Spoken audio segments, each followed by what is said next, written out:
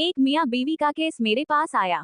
उनका आपस में शदीद झगड़ा चल रहा था। वो एक दूसरे का चेहरा देखने के भी रवादार नहीं थे।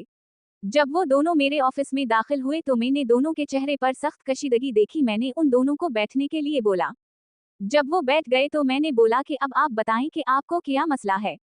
तो वो दोनों यकदम बोलना शुरू हो गए और एक सांस में एक दूसरे पर तनकीद के पहाड़ डाल दिए। दोनों अपने मौक़िफ़ से पीछे हटने को तैयार न थे। मैंने उन दोनों को अपने दिल की भड़ास निकालने दी और चुप करके उनकी लड़ाई खत्म होने का इंतजार करने लगा। जब दोनों बोल बोल कर तंग आ गए तो मैंने इन्हें बोला कि अच्छा, ये तो लड़ाई और खराबियों खामियों वाली कहानी हो गई।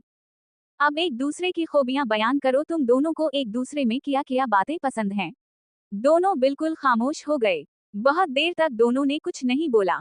मुझे समझ आ गई कि उनको एक दूसरे पर इतना शदीद गुस्सा है कि एक दूसरे की कोई अच्छी बात याद ही नहीं है और ना ही वो याद करना चाहते थे। मैंने एक एक कागज और पेन दोनों को थमा दिए और मियाँ बीवी को बोला कि अपने अपने कागज पर एक दूसरे की खूबियां तहरीर करो।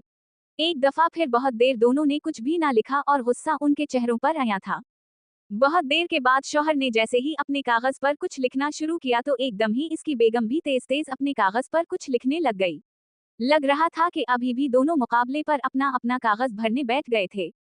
जब इन्होंने लिख लिया तो बीवी ने अपना कागज मुझे थमाया। मैंने उसे वापस करते हुए बोला कि उसे अपने शौहर को दो, वो खुद ही पढ़ेगा। बीवी ने उसे दे दिया और इसका कागज ले लिया। दोनों ने पढ़ना शुरू किया और थोड़ी देर बाद बीवी की आंखों से आंसू जारी हो गए। वो दोनों एक दूसरे की तारीफें पढ़कर बहुत खुश हुए। कमरे की फिजा एकदम तब्दील हो गई थी। ऐसे लग रहा था जैसे उन दोनों की कभी लड़ाई ही ना हुई हो। मेरा फर्ज पूरा हो चुका था। वो दोनों जैसे लड़ते भरते अंदर दाखिल हुए थे वैसे ही हंसते मुस्कुराते बाहों में बानही डाले कमरे से निकल रहे थे। हर इंसान बहुत सी खूबियों और खामियों का मजमुआ होता है। अगर हम दूसरों के ऐब तलाश करने लगे तो उनकी और अपनी जिंदगी अजाब बना लेते हैं, और अगर हम हर एक की खूबियों को अपनी तवज्जो का मरकज बना लें तो अपनी और दूसरों की जिंदगी आसान बना देते हैं। फैसला आप लोगों के अपने हाथ में है।